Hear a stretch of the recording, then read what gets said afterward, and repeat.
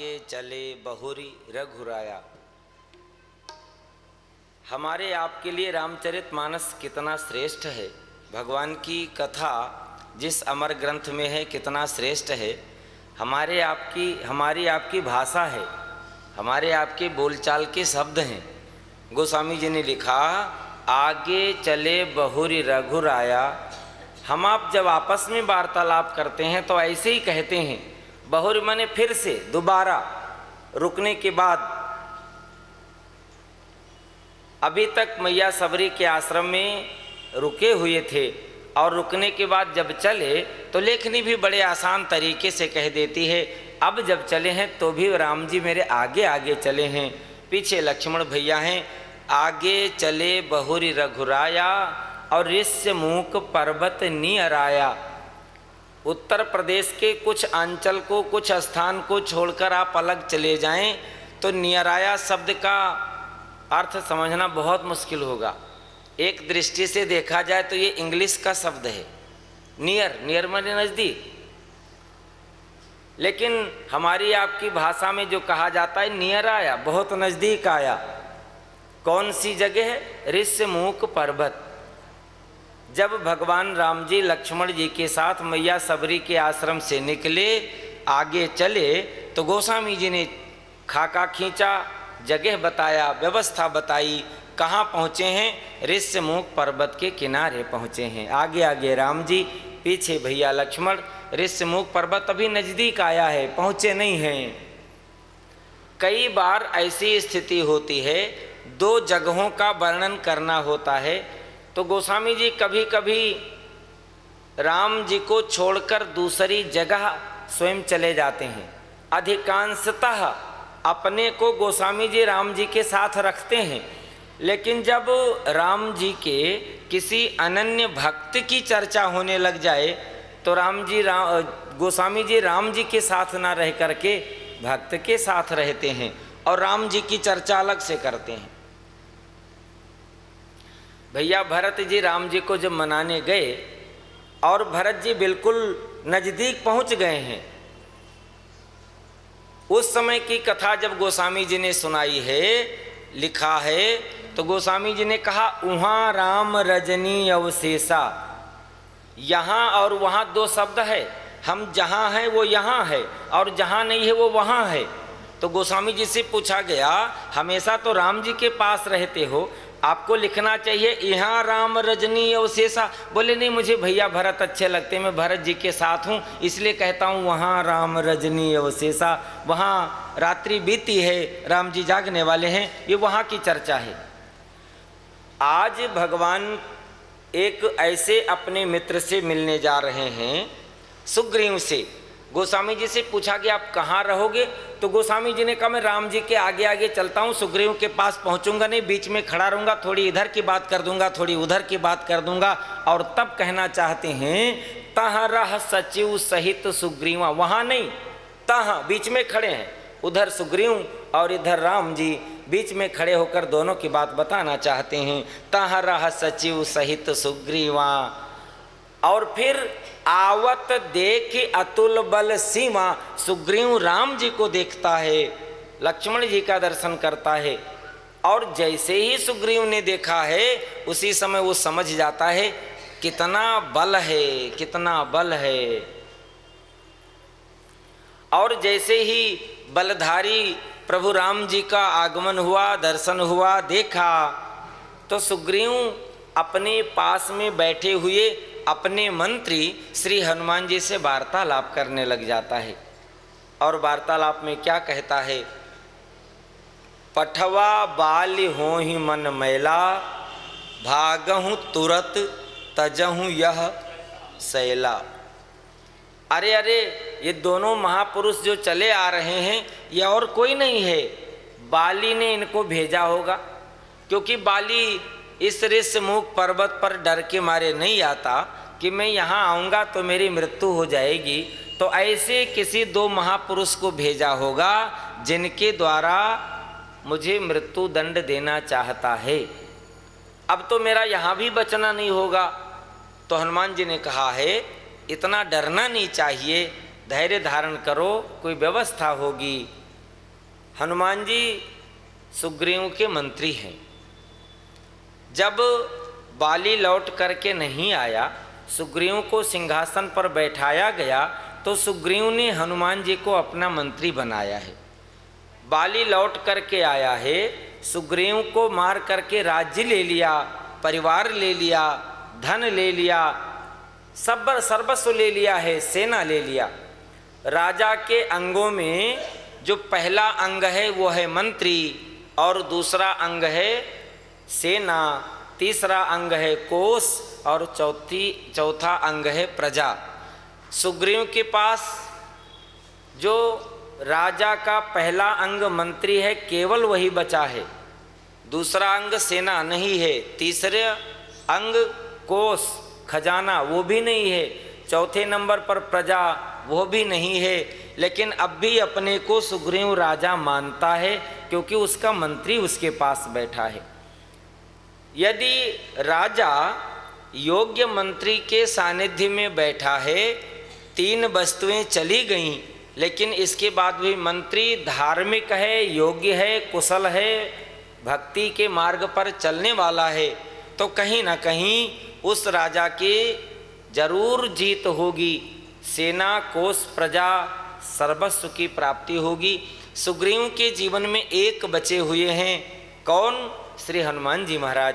और हनुमान जी महाराज के जैसा कोई नीतिवान, कोई बलवान, कोई भक्तिवान, दुनिया में जितने वान हैं, हमारे आपके जीवन में धन आए तो धनवान, गाड़ी आए तो गाड़ीवान, पद आए तो पदवान, और पुत्र मिल जाए तो पुत्रवान, मित्र मिल जाए तो मित्रवान, और घर मिल जाए तो घरवान। हम तो एक एक मिलता जाए वान बनते चले जाएं, लेकिन वास्तव में यहाँ वान की बात तो नहीं रही।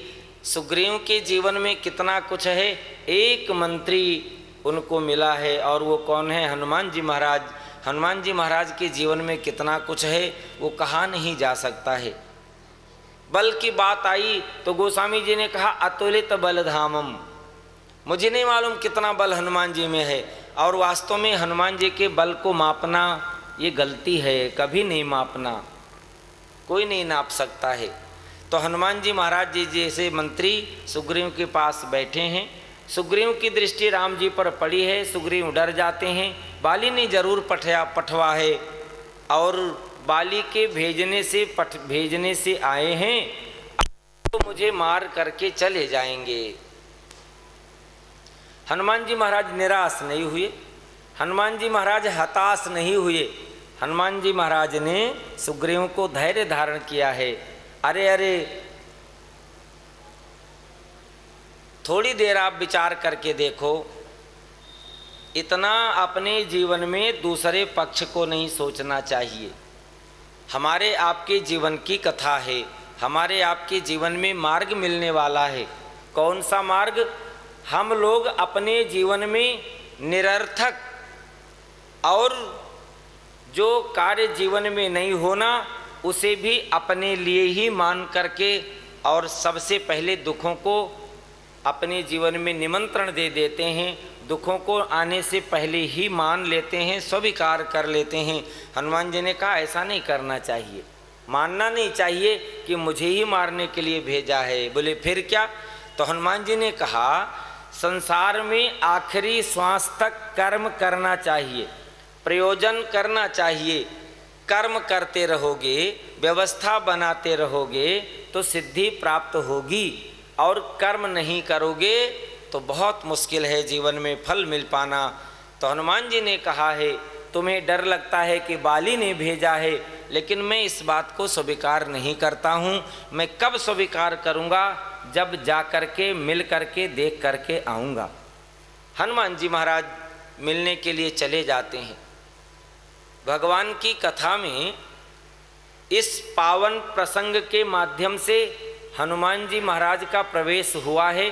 अब तक हनुमान जी की कोई कथा रामचरितमानस में नहीं है। बाल कांड में गोस्वामी जी ने वंदना कर ली है, महावीर बिनवो हनुमाना, राम जासु जस आप बखाना, प्रणवहु पवन कुमार, खलबन पावक ज्ञान घन, जासु हृदय आगार, बसहि राम सर चाप धर। केवल इतनी सी वंदना हनुमान जी की करी है और अब हनुमान जी का पावन चरित्र प्रारंभ हुआ है। और जब से हनुमान जी का चरित्र प्रारंभ हुआ है, जब से माता भगवती जानकी जी का चरित्र प्रारंभ हुआ है, जब से भैया भरत जी का चरित्र प्रारंभ हुआ है, बहुत विलक्षण है। जब से माँ जानकी जी का चरित्र प्रारंभ हुआ कि त्यहि अवसर सीता तह आई, गिरिजा पूजन जननी पठाई। पुष्प वाटिका से सीता जी का चरित्र प्रारंभ है। कोई जगह नहीं होगा जहाँ सीता जी का चरित्र, सीता जी की कथा न हो। और जैसे ही भैया भरत जी का चरित्र प्रारंभ हुआ है, कब? महाराज राम जी का वन गमन और भरत जी का अयोध्या में लौटकर प्रवेश होना। उस समय से भरत जी का चरित्र कहीं रुक जाए ऐसा नहीं दिखाई देता। और अब तीसरे नंबर पर श्री हनुमान जी महाराज का प्रवेश हुआ है, इसलिए बड़े ही गर्जना के साथ बोलिए श्री हनुमंत लाल की। और भगवान की कथाओं को कोई सुने या ना सुने, लेकिन सबसे अच्छे श्रोता श्री हनुमान जी महाराज हैं। संत भगवान लोग कहते हैं हनुमान जी तो कथा सुनते ही हैं, लेकिन स्वयं राम जी अपनी कथा को सबसे ज़्यादा सुनते हैं। और जब कोई संत भगवान की कथा में ऐसी कथा कह देता है कि जो भगवान जी ने नहीं किया है, तो भगवान मुस्कुराते हैं और कहते हैं मैं तो कल्पना भी नहीं किया था मुझे ये करना चाहिए, और मैं इस कथा को अब इस तुम्हारे द्वारा वर्णन किए हुए कथाओं को अपनी लीला में शामिल कर लेता हूँ। महाराज एकनाथ जी महाराज कथा कर रहे थे और उस कथा में हनुमान जी महाराज बैठे हुए थे। एकनाथ महाराज जी भगवान के दर्शन कर लेते थे आंखें बंद करके हृदय में और कथा करते रहते थे। एक दिन भगवान की झांकी हृदय में आई नहीं। उनको लगा मुझसे कोई अपराध हुआ होगा, कहीं ना कहीं किसी ऐसे अन्न को जीवन में खाया जिसका परिणाम ठाकुर जी की झांकी हृदय में नहीं आती, मन शांत नहीं होता। कोई बात नहीं, कथा करने लगे। कथा भगवान के ध्यान में बैठकर करते हैं। झांकी का दर्शन उस रूप में नहीं हुआ जिस रूप में रोज होता है। आज कथा करते करते कह दिया, लंका के अंदर माँ जानकी जहाँ बैठी हैं पुष्प वाटिका में, सारे फूल सफ़ेद रंग के थे।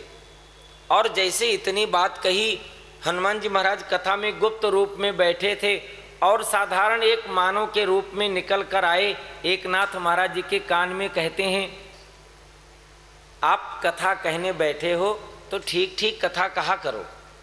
एकनाथ महाराज जी ने कहा, मैं जो कहता हूँ ठीक कहता हूँ, आप मुझे मना करने वाले कौन होते हो।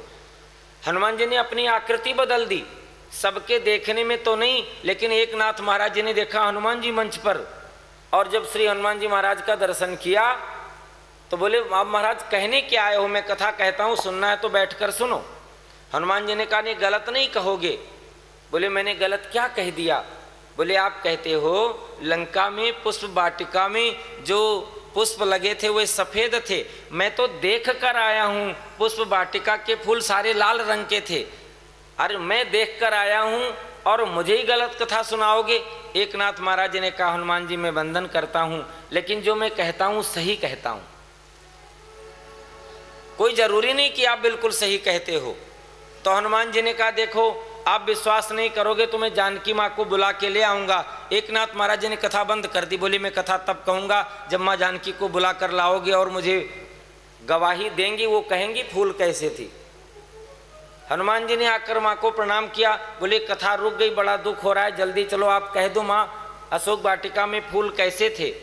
माँ ने कहा, हनुमान जी मैं अकेले तो जा नहीं सकती, राम जी से प्रार्थना करो। अब हनुमान जी ने कहा, राम जी आपको चलना पड़ेगा। मेरे राम जी ने कहा, आज एकनाथ जी को मेरे झांकी का दर्शन हुआ नहीं, और हनुमान जी ने आपने व्यवस्था बना दी ना कि दर्शन करा दो उनको। क्या मुझे क्यों लेकर जाओगे? जाकर कह दो ना वो कथा करें और उनसे कह दो फूल सफ़ेद थे, बात समाप्त हो गई। हनुमान जी ने कहा, ना भगवान आपको चलना पड़ेगा, और माँ जानकी वहाँ चल करके निर्णय सुनाएंगी कि फूल अशोक वाटिका में कैसे थे। आज तो प्रभु राम जी को, मैया जानकी जी को हनुमान जी महाराज बुला कर लाए। एकनाथ महाराज जी ने जब दर्शन किया तो हनुमान जी महाराज ने कहा, अब आपको कहना पड़ेगा कि अशोक वाटिका में फूल श्वेत रंग के थे। एकनाथ महाराज जी ने कहा, हनुमान जी महाराज मैं वही कहूँगा जो माँ जानकी कह दें, मुझे कोई आपसे लड़ाई नहीं, जो मेरा कार्य था वो तो सिद्ध हो गया, मुझे तो भगवान जी के दर्शन हो गए, माँ जानकी कह दे मैं सफ़ेद कहने लग जाऊँगा। माँ जानकी ने बड़ा सुंदर निर्णय दिया है, हनुमान जी तुम्हें नहीं मालूम, अशोक वाटिका में जितने फूल लगे थे सब सफ़ेद लगे थे, लेकिन तुम्हारी आंखों में इतना क्रोध भरा था, इतना क्रोध भरा था कि क्रोध के नाते सब लाल दिखाई देता था। माँ तो माँ होती है। माँ ने विचार किया दोनों को जिता दूं, क्यों कोई हार जाए। एकनाथ महाराज जी को भी जिताया है, हनुमान जी महाराज को भी जिताया है। ऐसे हनुमान जी महाराज का पावन चरित्र इसी पावन प्रसंग से प्रारंभ होता है। बोलिए श्री हनुमान जी महाराज की जय। और हनुमान जी का चरित्र, हनुमान जी की कथा, हनुमान जी महाराज का आदर्श, हनुमान जी महाराज की कार्यशैली, हनुमान जी महाराज की भक्ति, हनुमान जी महाराज के जीवन का एक एक अव्यवस्था हमारे आपके जीवन में उतर जाए तो ज़्यादा कुछ करने की आवश्यकता नहीं। यहीं से देख लो हनुमान जी का चरित्र प्रारंभ हुआ है और हनुमान जी क्या करते हैं, ये कथा में दूसरे भाव से आपको निवेदन कर दूं। सुग्रीव डर के मारे भागना चाहता है, हनुमान जी ने कहा भागना नहीं, बैठे रहो मैं पता लगा कर आता हूँ कौन है। हमारे आपके जीवन का उद्देश्य होना चाहिए, जो संसार छोड़कर भागने वाला है उसे कह दो संसार से भागने से तुम्हें फुर्सत नहीं मिलेगी, जहाँ भी भाग कर जाओगे संसार मिलेगा।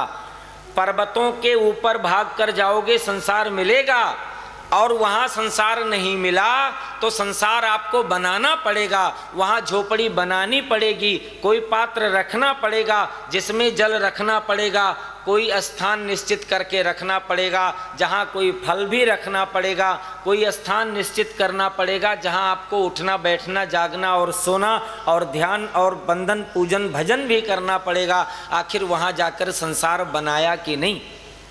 इससे अच्छा है आप कहीं भाग कर चले जाओ, घर छोड़ जाओ, परिवार छोड़ जाओ, दुनिया छोड़ जाओ, समाज छोड़ जाओ, संत भगवान की सेवा छोड़ जाओ, दरिद्र नारायण की सेवा और जीवन से परोपकार छोड़ जाओ, पर्वतों की तलहटी में जाकर छुप जाओ, लेकिन ध्यान रखना तुम शरीर से ये सब छोड़कर चले जाओ और तुम्हारे मन के अंदर घर बना रहे, परिवार बना रहे, समाज बना रहे और सर्वस्व बना रहे, ना उनके लिए कुछ कर पाओ ना अपने लिए कर पाओ तो अच्छा नहीं होगा।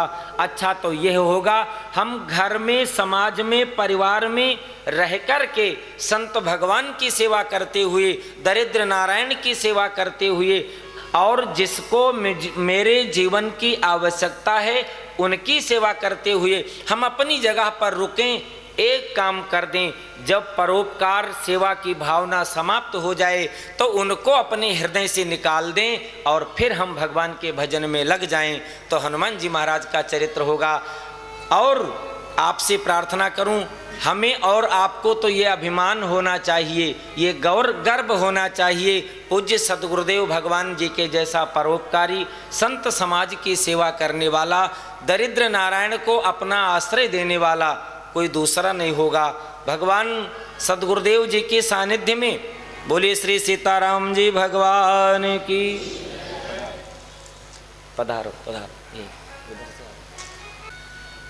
सद्गुरुदेव भगवान जी के जैसा कोई संत महापुरुष कृपालु और दयालु नहीं मिलेगा। आप अनेकों स्थानों पर जाएंगे और जब आपको कोई कथा सुनाएगा, कोई व्यवस्था होगा, तो एक व्यवस्था होगी आप हाल में बैठ जाएं, माइक से आपको दीक्षा दिया जाएगा, आप अपना नाम लिखवा दें, दीक्षा लेकर के चले जाएं, इतनी भेंट राशि इतने महीने बाद भेजनी पड़ेगी।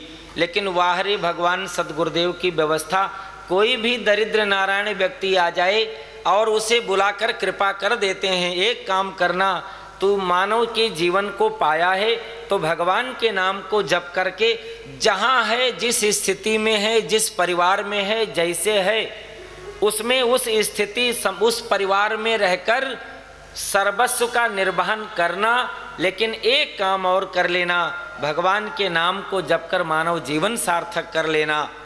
ऐसा कोई व्यवस्था नहीं कि इतना श्रेणी, इतना ऊंचाई, इतना धन, इतनी व्यवस्था चाहिए तभी उसे यहाँ गुरु दीक्षा मिलेगी और तभी उसे यहाँ छावनी में आश्रय मिलेगा, तभी उसे यहाँ किसी प्रकार की व्यवस्था मिलेगी। संपूर्ण रूप से सद्गुरुदेव भगवान की व्यवस्था पूरे भारतवर्ष की कौन बात करे, जहाँ जहाँ भी बाहर भी जाने का मौका मिले वहाँ भी सुनने के लिए मिलता है। कितनी बड़ी व्यवस्था सद्गुरुदेव भगवान की। ऐसे सद्गुरुदेव भगवान ने और किसी की नहीं, हम आप जानते हैं सद्गुरुदेव भगवान के जीवनी के माध्यम से केवल और केवल जिनके ऊपर श्री हनुमान जी महाराज की कृपा है, ऐसे श्री हनुमान जी महाराज की पावन चरित्र हम आप श्रवण करते हैं। हनुमान जी की कृपा से सद्गुरुदेव भगवान हम सभी आपको भी न जाने कितनी अनुभूति और न जाने कितनी कृपा बरसाते हैं।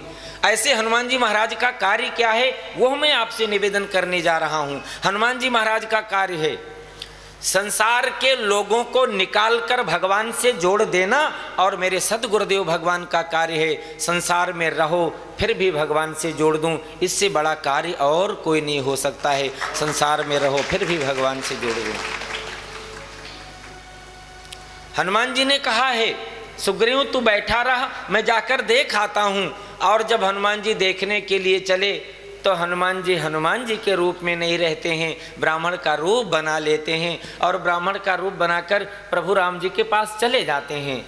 आपसे प्रार्थना करूं, आपका जन्म किसी भी वर्ण, किसी भी जाति, किसी भी स्थिति कहीं भी हुआ है, आप वो जगह स्थिति जाति वर्ण छोड़ दीजिए। सभी लोग संसार में जितने जन्म लेते हैं सभी ब्रह्म के अंश हैं, सभी ब्रह्म को पा सकते हैं, लेकिन कब? जब जीवन में ब्राह्मणत्व हो, उस ब्रह्म को पाने की योग्यता हो तब। और वो योग्यता पाने वाली बात क्या है? ऊंचे कुल में जन्म लेकर के भी यदि अभक्ष्य वस्तु खाने लगे, अभक्ष्य पीने लगे, अपने आचरण को बुरा कर लिया तो ऊंचे कुल का जन्म ही केवल उनकी सुरक्षा नहीं कर सकता है।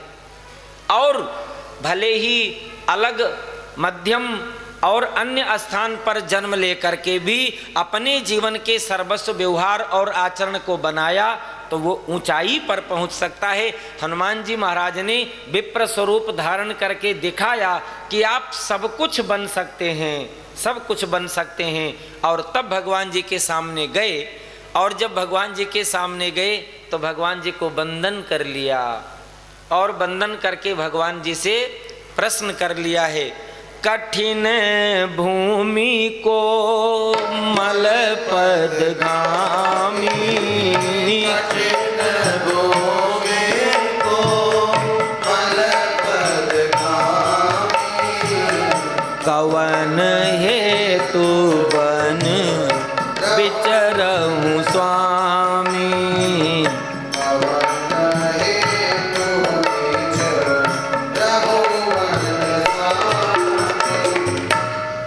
भगवान के स्वरूप का दर्शन किया। बड़ा सुकोमल स्वरूप है, पांव बड़े कोमल हैं, लेकिन ये भूमि इतनी कठिन, आप क्यों विचरण करते हैं, क्यों घूमते हैं? मेरे राम जी ने देर नहीं लगाया है, अपनी बात बताई है। कौशलेश दशरथ के जाए, हम पित बचन मान बन आए, यहाँ हरि निश्चर बैदे ही, विप्र फिरहूँ हम खोजत ते ही। अपनी बात बता दी, ये व्यवहार जगत की बात है, पूरी बात बता दी है। हनुमान जी महाराज ने बड़े ध्यान से सुना। कौशलेश दशरथ की जाए मतलब माता पिता आपके? बोले हाँ। बोले आप तीन अपने को बता रहे हैं, लक्ष्मण जी को और माँ जानकी जी को? बोले हाँ। बोले लक्ष्मण जी भैया हैं, माँ जानकी जी पत्नी हैं? बोले हाँ। तो हनुमान जी ने कहा भगवान जीवन की पूर्णता तो तब होती है, माता पिता हो, भाई हो, पत्नी हो, लेकिन इसके साथ साथ पुत्र और मित्र भी जीवन में हो तो मनुष्य का जीवन चारों ओर से पूर्ण होता है। भगवान राम जी कुछ बोले नहीं, तो हनुमान जी ने प्रार्थना किया, आप कृपा करके, आपके पास 2 पद खाली है, 2 जगह खाली है, और हम 2 ही लोग हैं, एक को मित्र बना लो, एक को पुत्र बना लो, आपका भी पूरा हो जाएगा और मेरा भी पूरा हो जाएगा। हमारे राजा सुग्रीव हैं, उनको मित्र बना लो और मुझे पुत्र बना लो। प्रभु राम जी मानो समझ चुके हों।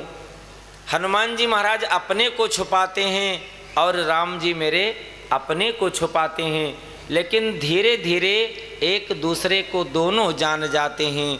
हनुमान जी ने कहा है, मुझे लगता है आप स्वयं परमात्मा ही हैं, नर नारायण के रूप में यहाँ अवतार लेकर के चले आए हैं। आप संसार में अवतार लेकर के भक्त जनों को सुख देने के लिए, समस्त लीलाओं को करने के लिए चले आए हैं। राम जी ने जब हनुमान जी की बात सुनी, हनुमान जी के लिए भी राम जी कह देते हैं, ब्राह्मण का स्वरूप तो बनाया, लेकिन स्वरूप तो बनाया, आचरण नहीं उतार पाया। क्यों? हम क्षत्रिय हैं, आप ब्राह्मण। ब्राह्मण कभी क्षत्रियों को बंधन नहीं करता है। कहीं ना कहीं आपने भी अपने को छुपाया है, अपने को बदला है। हनुमान जी भगवान के चरणों में गिर जाते हैं। एक मैं मंद मोह बस, कुटिल हृदय अज्ञान, पुनि प्रभु मोहि बिसार हूँ, दीन बंधु भगवान। अरे मैं तो संसार में हूँ, मुझको माया ने पकड़ रखा है, और जब माया ऊपर से ढकले तो बुद्धि मंद हो जाती है। लेकिन भगवान आप तो स्वतंत्र हैं, माया आपकी सेविका है, दासी है, आपको कोई डर नहीं, कोई बंधन नहीं। मैं आपको ना पहचानूं, लेकिन आप तो मुझे पहचान लेते, आप तो मुझे जान लेते। आज मानो भगवान हनुमान जी को पहचान लेते हैं। हनुमान जी ने श्री भगवान जी को पहचाना है। जब पहचान लिया तो देर नहीं लगाया है। भगवान जी बोल पड़ते हैं, हे हनुमान, अब तो तुम मुझे कितना प्रिय है। लक्ष्मण जी से दूना। लक्ष्मण जी ने कहा, अभी अभी जिनसे मुलाकात हुई वो मुझसे दूना प्रिय हो गए, और मैं इतने दिनों से सेवा करता हूँ, मेरी कोई बारी नहीं। अभी जिनकी मित्रता, जिनकी दोस्ती, जिनसे मिलान केवल पल भर में हुआ है, और वो तय मम प्रिय लक्ष्मण ते दूना। लेकिन भगवान जी ने इस बात को सिद्ध करके दिखा दिया है। क्या? राम जी हनुमान जी के साथ जब चलने के लिए तैयार हुए कि सुग्रीव के पास चला जाए, तो हनुमान जी ने लिए दुओ जन पीठ चढ़ाई, दोनों को कंधे पर बैठा लिया और जल्दी से पर्वत के ऊपर पहुंचाकर सुग्रीव से मिला दूं। लक्ष्मण जी को मानो इशारे में सिद्ध करके ये बता दिया हो कि लक्ष्मण से दूना है कि नहीं। बोले कैसे? बोले शेष नारायण भगवान तो मुझे ही धारण करते हैं, लेकिन आप तो ऐसे हैं कि मुझको और शेष नारायण भगवान दोनों को धारण करते हैं, अकेले को नहीं। भैया लक्ष्मण को संतोष हुआ है। हनुमान जी महाराज राम जी को लेकर जाते हैं सुग्रीव जी के पास, और आज सुग्रीव को मेरे राम जी का और राम जी के सामने सुग्रीव का परिचय कराया है।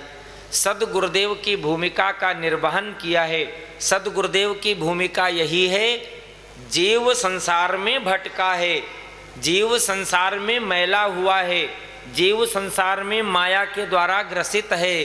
गोस्वामी जी ने बड़ी सुंदर बात बताई है, भूमि परत भा ढाबर पानी, जन जीव ही माया लपटानी। जैसे बारिश के समय जल पृथ्वी पर गिरता है तो मैला हो जाता है, उसमें मिट्टी लिपट जाती है, ऐसे ही जब जीव का जन्म संसार में होता है तो उसके जीव को माया घेर लेती है, माया लिपटा देती है, माया लिपट जाती है। लेकिन ऐसे जीव जिनको माया ने घेर रखा है, माया से लिपटे हैं, जब कोई सद्गुरु कृपा करता है तो माया हट जाती है और साक्षात्कार भगवान का, इष्ट का हो जाता है। किसकी कृपा से? सद्गुरु की कृपा से। यहाँ हनुमान जी महाराज ने सद्गुरु की भूमिका का निर्वहन किया है। भक्ति पक्ष के माध्यम से श्री भगवान जी को ले जा करके सुग्रीव से मित्रता कराई है। और जब श्री भगवान जी ने सुग्रीव से मित्रता कर लिया, फिर हमें और आपको भी यदि मित्र किसी को बनाएं तो क्या निर्वहन करना चाहिए, जो मेरे राम जी ने किया है। मेरे राम जी ने मित्र बनाया और तुरंत पूछ लिया, सुग्रीव मैं तुम्हारा मित्र हूँ और तुम्हारे लिए मैं क्या कुछ कर सकता हूँ। समय बदला है, आज भी एक दूसरे मित्र से ये नहीं पूछता मैं तुम्हारे लिए क्या कुछ कर सकता हूँ, वो तो ये पूछता है तुम हमारे लिए क्या कुछ कर सकते हो। वास्तव में सत्य ये नहीं है, सत्य यही है कि मैं तुम्हारे लिए क्या कुछ कर सकता हूँ। जब मेरे राम जी ने पूछा तो सुग्रीव हाथ जोड़कर भगवान के सामने खड़ा हुआ और प्रार्थना करता है, भगवान एक ही कृपा मुझको आपकी मिल जाए, एक ही कृपा मुझ